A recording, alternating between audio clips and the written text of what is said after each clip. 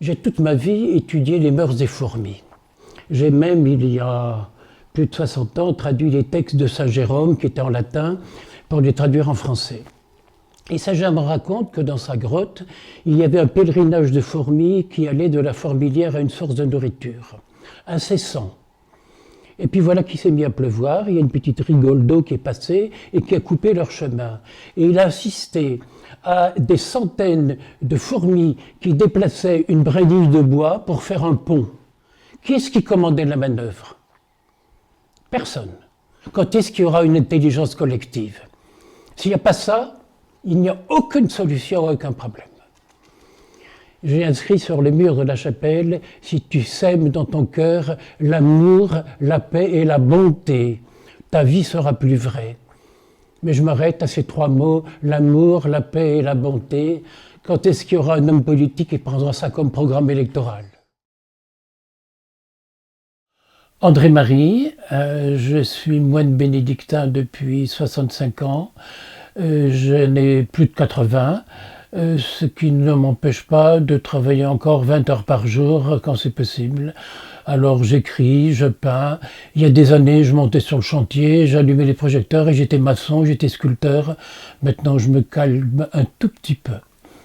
Eh bien, étant moine, on a voulu, avec le père Guy Louis, qui était le maître des novices à l'abbaye de Visques, fonder une nouvelle congrégation, un nouveau monastère, pour permettre à des santé fragiles de devenir moines quand même. Parce que la vie dans les monastères est une vie très rude, très, très difficile et très, très parfois lourde à supporter. Et je suis donc arrivé dans une maison qui appartenait à l'évêché pour fonder cette communauté. Et à partir de là, on m'a demandé de venir m'installer ici. Et quand un jour, on m'a demandé d'aller à l'île de la Réunion pour aider des sœurs à construire un Carmel. J'ai commencé à découvrir la misère du monde, et puis à partir de là, Madagascar, où je suis allé 27 fois, notamment pour aider le père Pedro. J'avoue que je suis plus souvent à Tananarive, à Marrakech ou bien à Paris qu'ici dans le village. Mais j'aime beaucoup les gens du pays ici, puisque depuis 50 ans, je les connais, je les ai pratiquement tous baptisés. Et puis il y a une relation très très amicale qui se fait.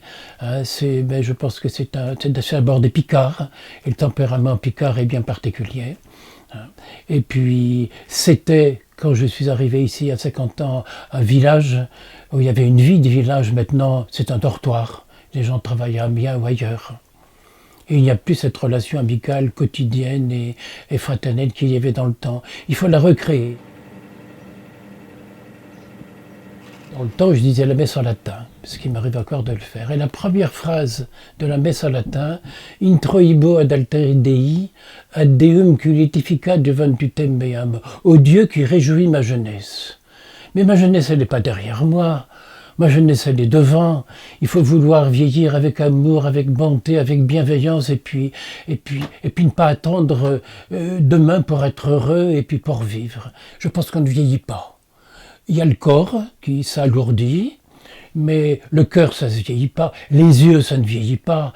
Le regard, ça ne vieillit pas. Il faut refuser de vieillir.